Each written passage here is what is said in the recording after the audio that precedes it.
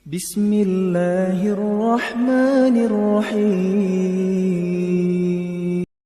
Assalamualaikum warahmatullahi wabarakatuh.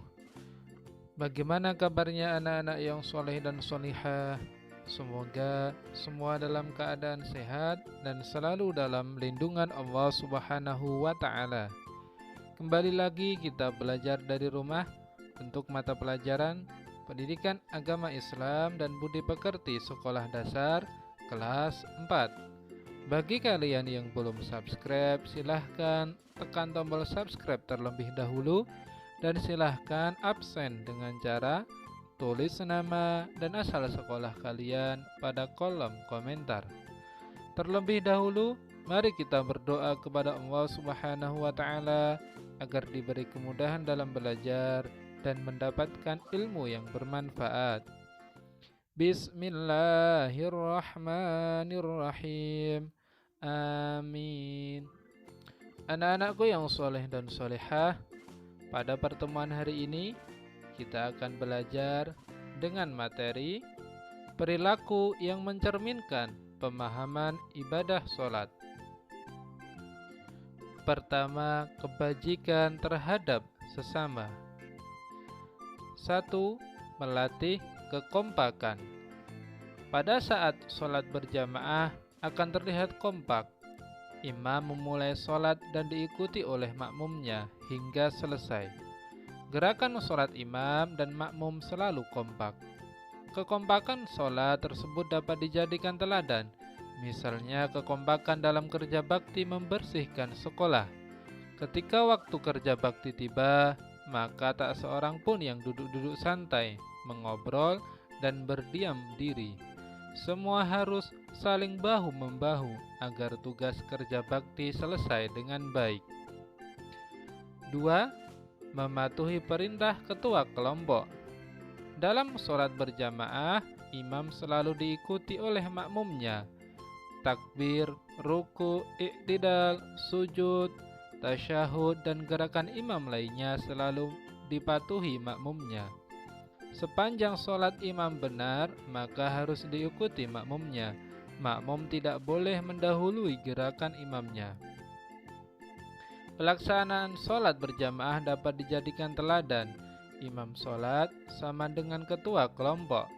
Perilaku ketua kelompok harus benar dan baik agar dapat diikuti oleh anggotanya. Anggota kelompok harus patuh kepada ketuanya. 3.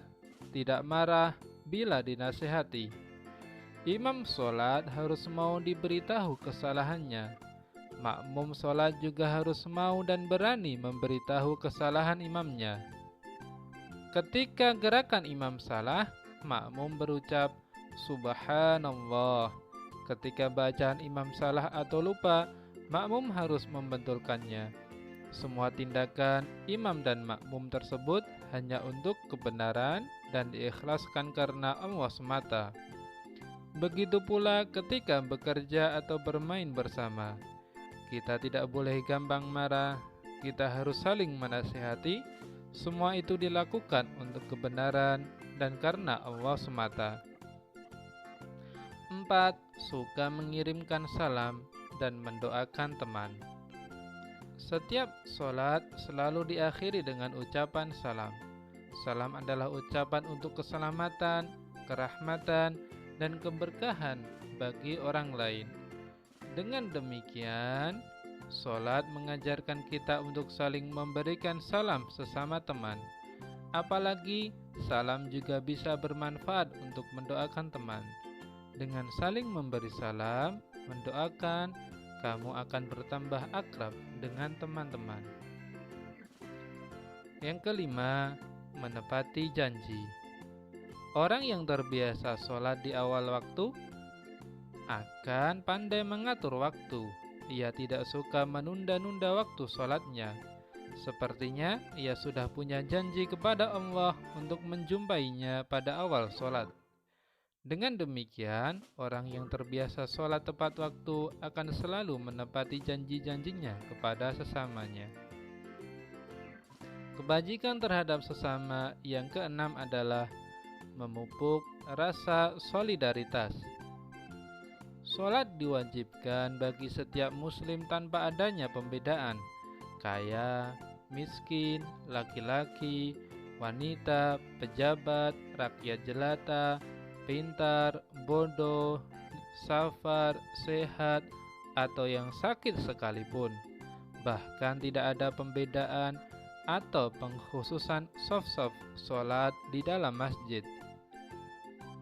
Bagi yang datang duluan, boleh menempati saf-saf terdepan. Ajaran sholat yang demikian itu dapat memupuk rasa solidaritas. Semua jamaah menyatu dalam perasaan hati dan pikiran yang sama. Mereka saling bertemu dan menyapa.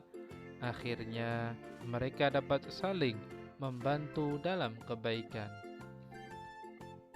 Anak-anakku yang soleh dan solehah, kedua adalah menghindari perilaku tercela. Ada beberapa perilaku tercela yang dapat dihindari bila kita memahami makna ibadah sholat secara benar.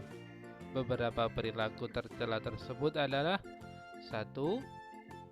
Suka mengungkit-ungkit pemberian. Sholat yang khusyuk senantiasa mengajarkan keikhlasan, yaitu semua amal hanya untuk Allah. Apabila niat sudah ikhlas, maka tidak peduli dengan penilaian orang lain, tidak mengharapkan pujian atau imbalan, tidak bersedih karena dicaci atau berkurang harta, serta tidak menyebut-nyebut sesuatu yang sudah diberikan karena dilakukan dengan ikhlas hanya karena Allah semata. 2. Meremehkan teman. Sholat mengajarkan kita untuk mengagungkan Allah dan merendahkan diri di hadapannya. Sholat yang khusyuk akan menyadarkan betapa kecilnya diri kita. Segenap pujian, keagungan, dan kemuliaan hanyalah milik Allah. Oleh karena itu, tidak pantaslah kita meremehkan ciptaan Allah lainnya, termasuk meremehkan teman. Ketiga, ingin menang sendiri. Siapa yang datang lebih dahulu di masjid, maka ia berhak menempati shaf sholat terdepan atau yang ia inginkan. Adapun orang yang datang belakang hanya berhak menempati shaf sholat yang tersisa. Ia tidak bisa bersikap ingin menang sendiri. Ia tidak boleh menggeser atau meminta jamaah lain pindah ke tempat lain karena ia mau menempatinya. Sikap-sikap tidak ingin menang sendiri inilah yang seharusnya dilakukan dalam pergaulan kita sehari-hari. Mencuri. Tatkala membaca doa iftitah di dalam sholat, kita sebenarnya telah berikrar bahwa sholatku, ibadahku, hidupku, dan matiku hanya untuk Allah Subhanahu wa Ta'ala. Selain itu, sholat sebenarnya akan mencegah kita dari niat berbuat jahat, termasuk mencuri atau mengambil sesuatu milik orang lain tanpa izin. Kelima, meminta-minta. Selama sholat, kita sebenarnya telah banyak meminta kepada Allah, baik meminta ampunan, petunjuk, pertolongan, belas kasih, derajat, rezeki, kesehatan, kesejahteraan, rahmat, dan keberkahannya. Maka tidak patut kita meminta-minta kepada selainnya. Sikap suka meminta-minta itu tidak terpuji, apalagi sampai mengemis. 6. Berbohong. Orang bisa berbohong kepada orang lain, tetapi sebenarnya ia tidak bisa berbohong kepada dirinya sendiri dan kepada Allah. Seorang yang beriman tentu menyadari hal itu dan tidak akan berbohong tatkala ia ingat kepada Allah. Maka setiap sholat kita selalu diingatkan tentang hal itu. Ketika akan berbohong, kita akan teringat terhadap pengawasan Allah dan kita akan mengurungkannya. Terakhir, mengganggu teman. Kita tidak boleh mengganggu teman yang sedang sholat, apalagi sampai membatalkan sholatnya. Kita harus saling menjaga kondisi agar sholat dapat dijalankan secara khusyuk. Apabila kita sudah terbiasa menjaga kondisi yang baik atau tidak suka mengganggu sholat teman, maka kita terbiasa untuk tidak saling mengganggu. Alhamdulillahirabbil alamin. Pelajaran kita hari ini tentang perilaku yang mencerminkan pemahaman ibadah sholat telah selesai. Semoga anak-anak semuanya dapat melakukan berbagi kebajikan terhadap sesama dan dapat menghindari perilaku tercela tadi. Saatnya kita mengerjakan tugas.